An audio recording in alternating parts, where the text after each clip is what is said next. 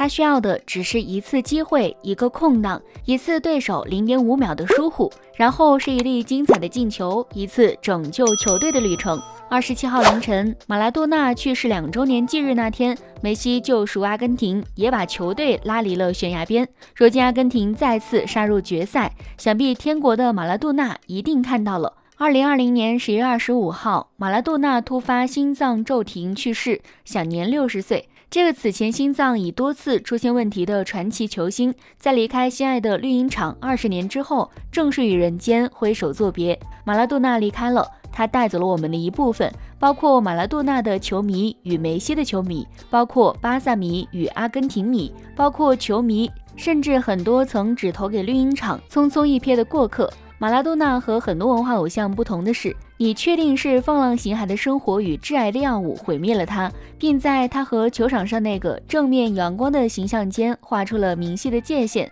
但你还是能够温柔地将逻辑重组。即使他是万劫不复的瘾君子，并因为私生活被诟病，但无可争议的是，这个曾驰骋球场的英雄显然已经成为了时代符号。他是阿根廷球王，是带领那不勒斯从弱旅到摘桂的领航者，是球场上帝。不要因为他的死而哭，微笑吧，为他的生而笑。从哪儿了解球王呢？当然是他自己概括的最好。有些怪奇的导演库斯图里卡用了好几年时间跟拍马拉多纳，并让马拉多纳在里面唱了一首歌，而这首歌也唱完了他魔鬼与天使的一生。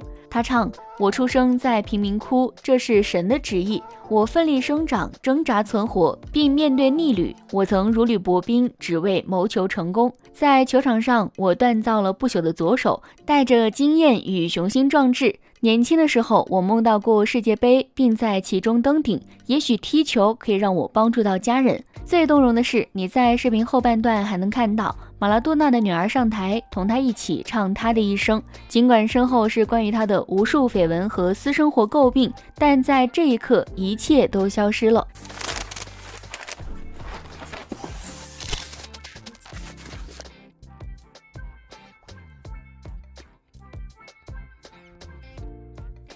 小时候，医生不让马拉多纳踢球，他怕这个小家伙的心脏受不了。但是马拉多纳太喜欢足球了，和自己的表哥贝托以及一群黑人兄弟，他们每天一起奋战在下午2点钟火辣辣的太阳底下，一点没觉得难受，一点不担心中暑，心里面想的只有2个字：进球。那会儿马拉多纳和兄弟们还常常去一个叫阿尔西纳的地方，那里卖披萨。马拉多纳说那是世界上最好的披萨饼，它有多美味不可知，但和小伙伴们凑钱买一张在一起分食的滋味，大概跟吃到珍馐美味也差不了多少。那时候关于足球，关于兄弟，全是美好的回忆，但离开球场的一切却是坚硬且有些残酷的。马拉多纳家里有3间小屋子，其中2间是卧室，1间属于父母，1间属于他们兄弟姐妹8个，算起来每个人大概有2平米。屋子不抗雨，每次下大雨，屋里就滴滴答答，一点不比屋外小，水源也不充足。用马拉多纳的话说，没有什么可以让我们欢乐，也没有什么令我们激动。当然，除了足球。9岁的时候，马拉多纳加入了阿根廷青年人俱乐部的后备队，年纪不大，却早早展现出了过人的天赋。马拉多纳的天赋究竟有多耀眼呢？他的恩师弗朗西斯曾经一脸严肃地问他：小孩子，你是1960年出生的吗？这话急得马拉多纳掏出了身份证。引起弗朗西斯怀疑的不是马拉多纳的身材，而是他超乎同龄人的对足球的理解与把控。他的动作飘逸灵动，射门的方式极具想象力，收放自如，俨然是球场上的诗人。这样的能力太不像9岁了。那个时候，马拉多纳和他的球队一口气赢了136场比赛。在老师和对手们的调教下，他的球技在一天天的精进。当时的阿根廷是一个干涸的国度，需要火焰来点燃鲜艳的颜色。马拉多纳就是那一团最炙热的火，没有人比他更能肆虐，更能燃烧。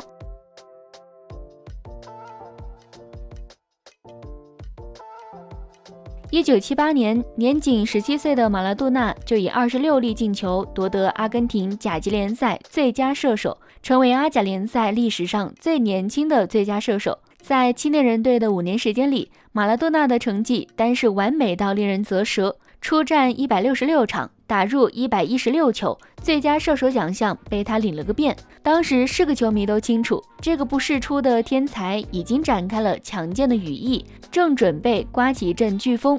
马拉多纳所到之处，球迷欢呼呐喊，迎接这位球场新帝王。仅1年后，马拉多纳就以900万美金的惊人转会费投入银河战舰巴塞罗那的麾下，英雄来到开阔的战场，施展拳脚，再也不用畏畏缩缩了。然而，马拉多纳在巴萨的境遇却不算美好。在巴萨的2年里，马拉多纳缺阵高达7个月，但仍创下出场58次、打进38球的成绩，堪称怪物。1984年，他终于和巴萨不欢而散，以750万美元的转会费转投意大利那不勒斯队。这支球队在马拉多纳加盟之前已经53年不曾夺冠，是一支挣扎在保级边缘的小球队。当时巴萨交易马拉多纳有自己的小九九，他们觉得把马拉多纳送到这样一支意大利南方球队，可以避免他成为巴萨的劲敌。深层里是料定那不勒斯掀不起风浪，但是他们显然太低估马拉多纳了。马拉多纳只用了3年时间，把那不勒斯从鱼腩球队转变为夺冠劲旅，自己更是从巴萨弃子到那不勒斯的英雄。同时，他在国家队的成绩也是耀眼到吓人。1977年，16岁零120天的马拉多纳成为了阿根廷最年轻的国脚。1986年，最是经典。与英格兰的1/4决赛下半场，马拉多纳干了2件牛逼哄哄的事情。面对0-0的僵局，他先是祭出上帝之手，再比他高出整整20公分的守门员谢尔顿头顶，用左手把球点进了球门。由于他身材精悍，动作极其隐蔽，进球后还狡猾地示意队友们过来庆祝，巧妙地迷惑了裁判，使得这个违规之球变成好球。赛后，马拉多纳说这个球一半是上帝之手，一半是马拉多纳的脑袋。之后他又带球过半场，像一条迅捷的蛇，转瞬突破霍德尔、列特、森陈、毕查、芬克尔和刚被整过一次的守门员希尔顿，然后把球射入，轨迹宛如一道白色闪电。这个1条6后来被评为足球史上最佳进球。那场比赛，阿根廷2-1战胜了英格兰，并最终夺得那届世界杯冠军。马拉多纳也拿下金球奖，但是他的好运似乎在1990年就戛然而止。这一年，马拉多纳的阿根廷队在世界杯决赛上以1球之差负于西德队。1994年算是马拉多纳事业的分水岭。在这一年的世界杯，当阿根廷以2-1的成绩逆转尼日利亚之后，马拉多纳被带去进行了药物检测，检测结果呈阳性。而这场在世界杯中途的竞赛，他此前已经历经过一次。在1991年那不勒斯的比赛中，他因为尿检呈阳性，已经被禁赛了15个月。霎时，这位球场上啥都可以的金童遭遇到了一次巨大的形象危机。另一张隐匿在球场胜利者外表下的面孔已经隐隐作现。事实披露，马拉多纳的吸毒史早从巴塞罗那时期就已经开始，已近10年时间。马拉多纳描述他吸毒的原因是希望感觉一下生活。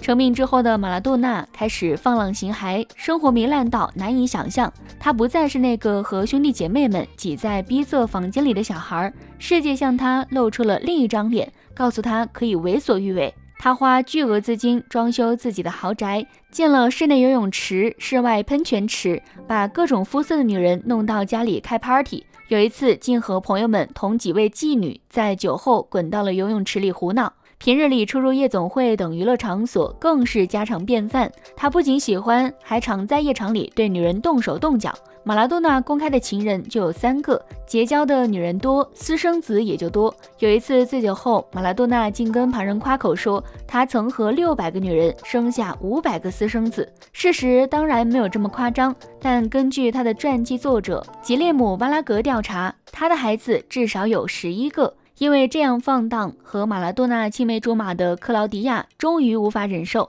在2003年和他离婚。果然，男人有钱就变坏。除了女人和毒品，马拉多纳在朋友身上也是挥金如土。到巴萨踢球的时候，马拉多纳身边一直跟着个烦人的马拉多纳集团。这些人当中，除了马拉多纳的父母、医生、保镖外，就是一帮儿时的狐朋狗友。他们几乎跟食客差不多，吃马拉多纳的，喝马拉多纳的，到各种娱乐场所去 happy 也是马拉多纳买单。他们还常常簇拥着马拉多纳，把他像国王一样拱到夜店去，在那里自然又有无数乐子可找。至于钱，有马拉多纳在，他们完全不用担心。毒品、女人、损友、酒精，这些东西不停地腐蚀着马拉多纳的钱包，也腐蚀着他的灵魂。我想，当年那个走很远的路去阿尔西纳吃全世界最好披萨的少年，大概想不到有一天自己会变成这样的人。属于他的时代在不断的撕扯中渐渐远去。